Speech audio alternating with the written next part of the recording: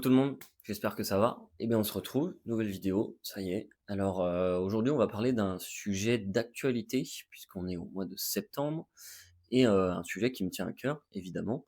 On va l'aborder de différentes manières. Donc aujourd'hui, on va parler du mois de prévention du suicide dans le monde entier. Alors déjà, pourquoi avoir créé un mois comme ça? Faut savoir que le suicide, c'est une énorme cause de mortalité.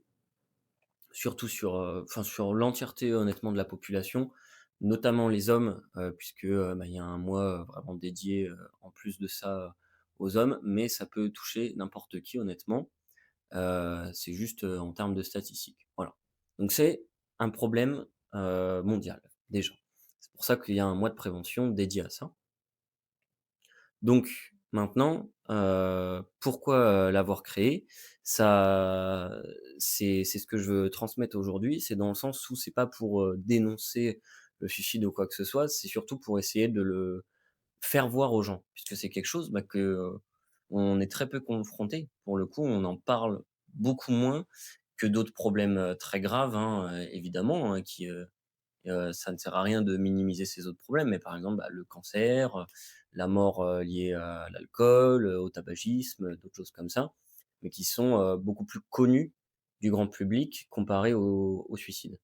Pourquoi? Parce que, le suicide est souvent tabou, je pense dans les foyers même, on a du mal souvent à en parler et même, souvent les gens, qui vont, avoir fait, des tentatives de suicide ou autres, vont souvent se cacher et ne vont pas en parler et c'est pas que c'est dommage puisque, c'est quand même un sujet très, très intime, mais c'est juste que ça contribue au fait que le sujet est très peu connu du grand public.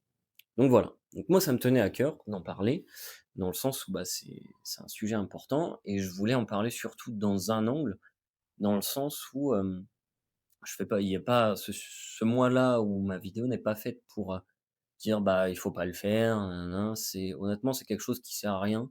C'est un discours même qui est néfaste pour les gens qui traversent une période compliquée. Pourquoi? Puisque, dire, «C'est pas bien, faut pas le faire», évidemment la personne le sait déjà. La personne qui a des idées noires le sait que c'est pas bien, qu'il faut pas le faire, mais honnêtement juste dire ça contribue juste au fait qu'on a encore plus envie de le faire. Puisque, ouais, OK, c'est pas bien, mais en plus de ça, je cause du tort à ces personnes, donc pourquoi ne pas en arrêter là? Donc ça ne sert strictement à rien ce genre de discours. Évidemment, tout le monde le sait. Maintenant, la plupart des gens qui disent ça, honnêtement, n'ont, 0 de connaissances vis-à-vis du suicide, ils ne savent pas ce que c'est de traverser une telle période.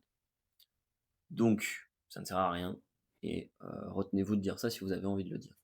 Mais normalement, si vous écoutez ce genre de vidéo, vous pensez pas comme ça, j'espère. Ou du moins plus maintenant.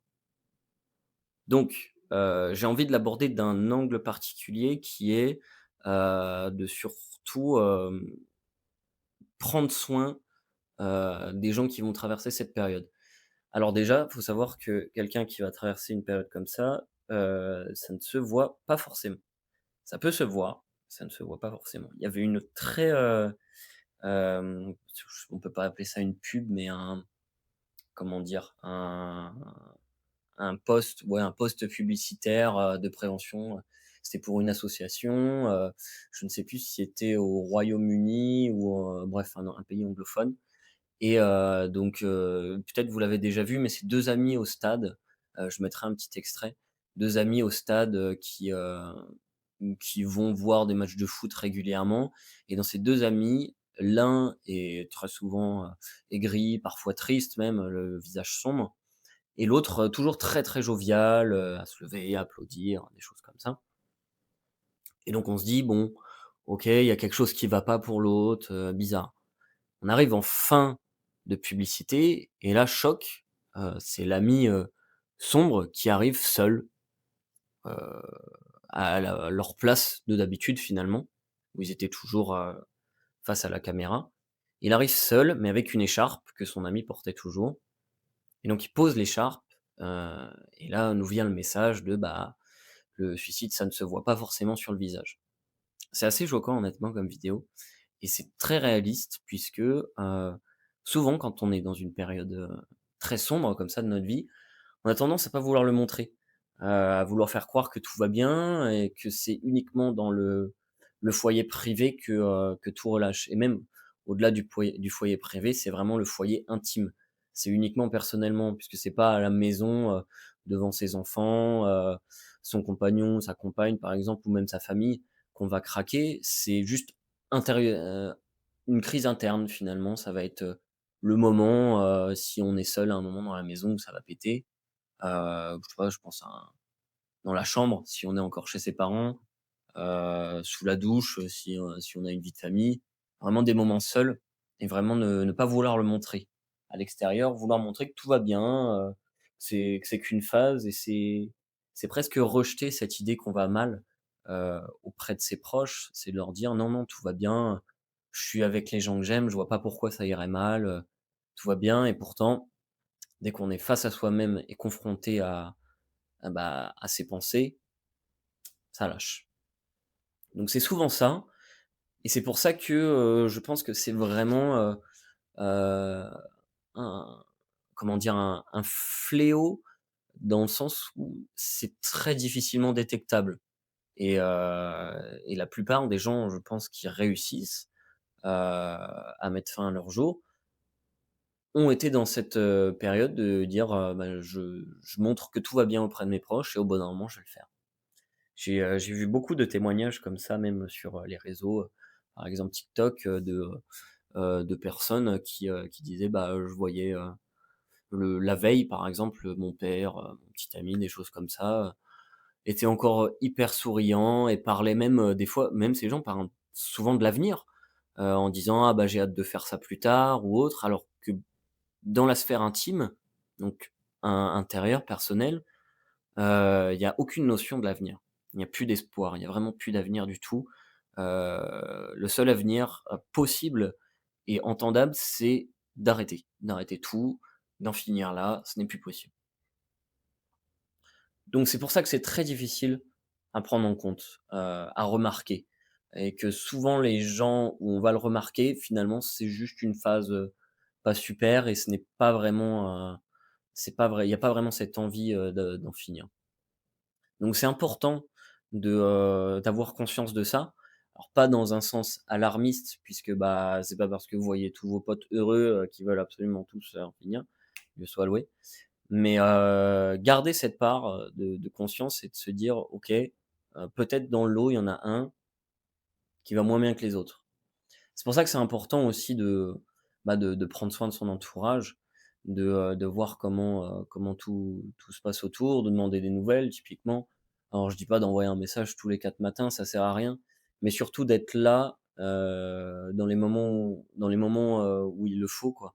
De dire, bah, si la personne a besoin de moi, pas forcément si elle me dit, «Je vais mal et j'ai besoin de toi». Mais la personne si aussi elle dit: «Je vais bien et j'ai envie que tu sois là», c'est très bien d'être là et de parler surtout, d'ouvrir le dialogue. Pas forcément en disant: «Comment tu vas en ce moment? Est-ce que tout roule dans ta vie?» non, c'est juste, parler avec la personne, parler de petites choses, de sujets du quotidien qui feront que à certains moments, la puce peut être mise à l'oreille et c'est ça qui est important dans ce sujet-là. Donc voilà. Maintenant, c'est ce que je veux dire. C'est que c'est important d'avoir conscience de ça. C'est là où je veux en venir, c'est que c'est très dur pour le coup de remarquer quelque chose comme ça, voire impossible honnêtement, puisque, bah, quand on est dans une situation comme ça, comme je le disais, c'est très simple pour nous de cacher, de telles émotions et l'entourage ne se doutera jamais de rien. Maintenant, c'est plus pour, mettre, en lumière que, ça existe et surtout, là, je veux même pas parler des gens qui, vivent une telle période, mais des gens qui, vont être amis avec une personne qui vit une telle période. Si, il arrive dans votre vie de croiser le chemin de quelqu'un comme ça et qui, bah, réussit, à mettre fin à ses jours, je pense, c'est alors ça, c'est très, hypothétique puisque je ne l'ai pas vécu, Mais j'aurais aimé qu'on pense, comme ça pour moi. Je pense que, il ne faut surtout pas avoir de sentiment de culpabilité. Pourquoi? La personne proche d'une victime du suicide va tout de suite se dire: «Ah mais pourquoi je l'ai pas vu? Pourquoi je l'ai pas vu? J'aurais pu être là, j'aurais pu faire quelque chose», et finalement empêcher que la personne, se mette fin à ses jours. Je pense qu'il faut tout de suite enlever ce sentiment de culpabilité. Dans le sens où si la personne a réussi, c'est qu'elle a réussi à le cacher, et souvent, bah, quand ça tombe et ça tombe comme un coup de massue et on s'y attendait pas. C'est ce que je disais avec le témoignage des gens sur les réseaux. C'est impossible à prévoir presque. Vraiment, c'est presque impossible. Donc voilà, surtout je voulais dire ça, ce sentiment, c'est humain évidemment de penser, quelqu'un, qui va être, enfin qui va vivre ça vis-à-vis d'un proche, va se dire: «Bah, ouais, non, j'aurais pu être là, qu'est-ce que j'aurais pu faire de mieux?» C'est normal de penser ça. Tout le monde le pense, même pour un accident de la route ou des choses comme ça, on le pense: «J'aurais pu envoyer un message, j'aurais pu l'empêcher de prendre ça ou ça». C'est humain de vouloir faire quelque chose, mais dans ce cas-là, vraiment, dans ce cas-là où il est presque impossible de le voir, il faut se déculpabiliser. Faut dire: «Non, moi, j'ai été là, j'ai été, son ami, sa famille ou autre», et ça, c'est le plus important. Et c'est ce que la personne qui a commis cet acte, d'ailleurs, se dit, dans les proches des derniers moments, c'est que: «Eh ben, ouais, mes amis ont été là, j'en suis très content, j'ai vécu, de bonnes choses et j'aurais pas finalement demandé de plus que ça». J'aurais pas demandé de plus puisque moi je vois pas la lumière au bout du tunnel. Je suis dans un tunnel noir et il y a aucune issue autour et je demande pas, cette aide carrément, heu, autour lors de mon acte. C'est comme ça, j'ai aimé la compagnie de ces gens, mais je leur en demanderai jamais et je leur ai pas demandé plus. Ils ont déjà fait tout ce qu'il fallait et je voyais pas de toute manière, même si l'aide m'aurait été proposée, il y a une chance infime, un espoir que je la prenne cette aide, mais il y a aussi une grosse part de moi qui veut pas prendre cette part. Donc voilà, je veux faire vraiment ce point, sur les gens, autour, qui pour moi est très important. Et donc je viens, sur ce dernier point, qui est de se dire que oui, pour faire comprendre aux gens, la mentalité, de quelqu'un, qui veut mettre fin à ses jours, puisque sans le vivre, évidemment, c'est difficile à comprendre. Il y a beaucoup de gens qui sont dans l'incompréhension et qui vont se dire: «Mais pourquoi on voudrait faire ça? Qu'est-ce qui fait qu'on veut en finir concrètement? Pourquoi en arriver à un tel acte? À un tel acte alors que la vie est si précieuse, pourquoi en arriver là?» Alors que, même d'ailleurs, souvent, l'argument va être de se dire: «Oui, mais pense à tous les gens qui t'aiment». Mais la personne qui vit une telle période pense à tous ces gens. Il pense même d'ailleurs très, très souvent. Et c'est, souvent le frein numéro un, c'est de penser à ces gens. Mais arrive au bout d'un moment, un point de rupture où la personne va se dire: «Écoutez, moi je pense à tous ces gens. Bien sûr, c'est un frein, mais là, ça ne l'est plus. Il y a plus rien qui me freine. Je n'ai plus la force, de me freiner et j'ai plus la force de freiner, mon acte, de freiner le processus. Là, c'est pas ces gens, même je sais que je vais causer du mal et souvent on va dire: «Mais pense à la tristesse que tu vas causer, au manque que tu vas créer». Bien bien sûr qu'on y pense, c'est comme ça, et le problème n'est pas la souffrance. Disons que dans la balance, la souffrance qu'on va créer aux gens est bien moindre vis-à-vis de la souffrance actuellement, vécue par la personne qui a envie de l'arrêter. Et c'est humain encore une fois de vouloir arrêter une souffrance, surtout une souffrance personnelle, surtout quand on ne voit pas, les issues, dans le tunnel. On ne voit pas de lumière au bout. C'est là où je viens à cette notion d'espoir qui pour moi est centrale dans la vie de chacun. C'est quelqu'un qui va vouloir mettre fin à ses jours et quelqu'un qui ne voit plus l'espoir, et c'est l'espoir qui guide nos vies, c'est la raison même de quelqu'un, je pense, de vivre, puisque, on peut la lier à tous, les domaines de la vie, que ce soit le bonheur, l'accomplissement, de certains objectifs. C'est l'espoir d'y arriver, de l'atteindre et c'est cet espoir qui fait vivre quelqu'un. Donc à partir du moment où on retire l'espoir à quelqu'un, où on retire la lumière, au bout du tunnel, au bout de l'allée ou autre, et ben il y a plus de raison, de vouloir la continuer et c'est pour ça et je veux vraiment rentrer dans cette, psychologie de cette personne en en vous le partageant. C'est en vous disant: «Non, c'est un acte qui est pas justifié mais compréhensible». Il n'y a pas de lieu d'être dans la compréhension d'un suicide.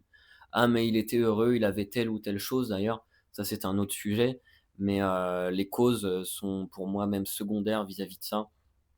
Le ma on Je reviens à ma vidéo, du malheur. Le malheur de chacun est propre à soi et n'est pas minimisable. Dans le sens où, c'est comme ça, un malheur va avoir une propension peut-être énorme pour quelqu'un et moindre pour l'autre et les causes sont même en dehors de ce sujet. Ça n'a pas lieu d'être dans le débat pour moi, mais c'est vraiment de se dire: «Eh ben, je en pesant tout dans la balance, moi, je vois plus l'espoir. Je vois plus l'espoir, je vois plus ma lumière et à partir de là, bah, je vois pas pourquoi je continuerais et c'est la seule façon d'ailleurs de s'en sortir, c'est d'apercevoir même une légère étincelle finalement de lumière, une toute petite étincelle qui fait qu'on peut se dire: «OK, peut-être que c'est l'étincelle qui va m'aider, est-ce que j'ai pas une porte pour me faire aider à côté?» Et c'est le seul moyen d'après moi de s'en sortir, puisque c'est là qu'on va aller demander de l'aide ou autre. Donc je veux vraiment vous partager ça, vous dire que ouais, quand, c'est un tunnel noir honnêtement quand on est là-dedans. Heu, Moi je le dis, quand j'étais dans cette période-là, je l'ai été, plus d'une dizaine de fois, il y a pas de lumière, il y a pas d'échappatoire, il y a que des questionnements, que des questionnements qui sont en boucle d'ailleurs. C'est pour ça que j'avais fait ma dernière vidéo sur, se poser trop de questions. Des questionnements en boucle, en boucle, en boucle et qui ressassent, bah, beaucoup de questions noires, beaucoup d'idées noires et il y a uniquement que ça et enfin uniquement ça et il y a pas cette idée d'espoir dans l'équation et d'ailleurs, quand on vit une telle période, je reviens à cette chose de profiter de ses amis. Puisque, bah, étant donné que dans la sphère intime, dans les pensées et même, en public ou autre, il n'y a que des idées noires et ben, les moments où on peut lâcher un peu ces idées et profiter de ses amis puisque, bah, c'est des êtres chers, sa famille ou autre, bref, puisque c'est des êtres qui nous sont chers, et ben, on en profite vraiment. On en profite vraiment parce qu'on a envie d'en profiter et je pense même que derrière, il y a cette idée de se dire, c'est un peu comme le dernier repas, du condamné à mort, c'est de se dire: «Bah, allez, j'en profite peut-être une dernière fois, pleinement, avant, bah, de commettre mon acte», pour marquer le coup, quoi et pour surtout, presque, laisser une image positive vis-à-vis de ces gens et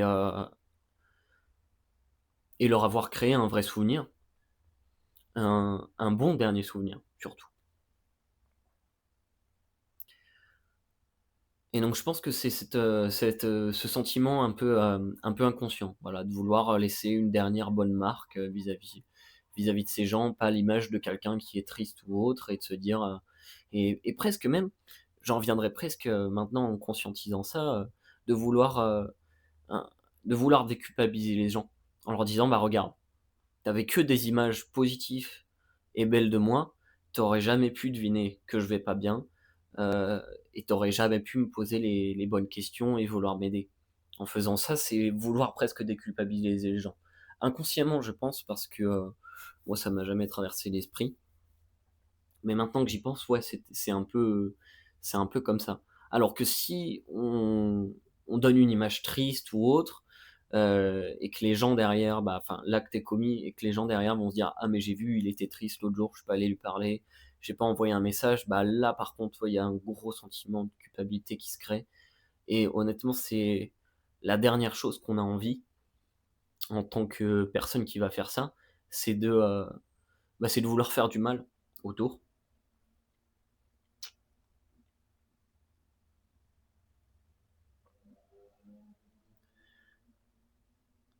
Parce qu'on sait déjà qu'on va faire du mal, fatalement.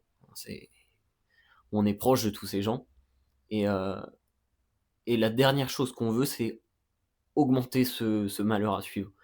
On en a très bien conscience et on a surtout pas envie de le faire.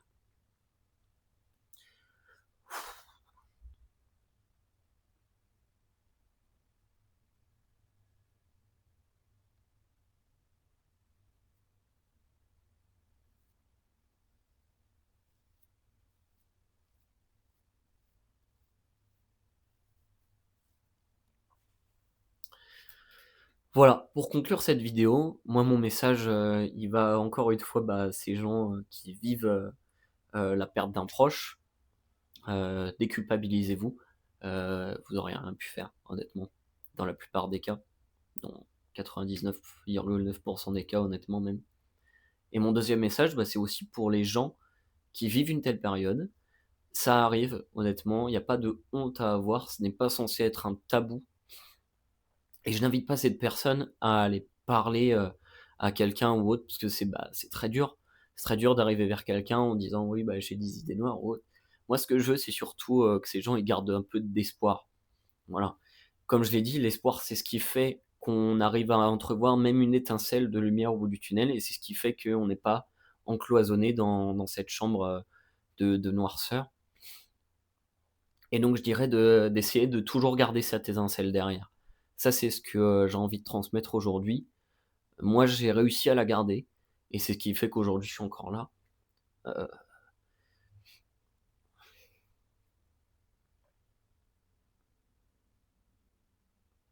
et je choisis le terme étincelle pas au hasard parce que c'est pas une lumière entière. Honnêtement, il y a pas besoin d'un objectif beau et concret derrière, il y a juste besoin d'une mini chose qui fait qu'on arrive à tenir, qu'on arrive à voir un petit peu dans la chambre, à voir un peu dans le tunnel, même l'espace d'un court instant, à réanimer la flamme de la vie finalement. C'est pour ça que moi l'espoir est, heu, est une des choses, c'est la chose pour moi dans la vie qui fait tenir. Donc voilà, j'avais envie de partager ça, hein, c'est un sujet qui me tient à cœur. Heu, je vous souhaite beaucoup de courage dans toutes vos démarches et puis, bah, écoutez, soyez heureux, gardez espoir dans la vie, ça c'est le plus important et puis, ça vous fera faire de grandes choses et des grandes choses, ça veut pas dire, monter, la boîte de l'année, ou autre. Une grande chose déjà, c'est continuer notre chemin dans la vie et ça, c'est pas rien déjà.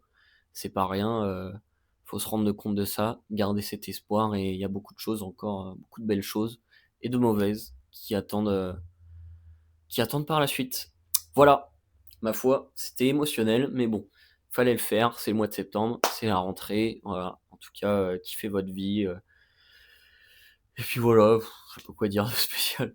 Bref, voilà, on se dit à la prochaine pour d'autres concepts de vidéos et puis si vous avez besoin d'un message d'espoir ou de parler en commentaire, de vider votre sac ou de m'envoyer un message, bah, c'est toujours avec plaisir. Voilà, donc prenez soin de vous et puis, bisous la team.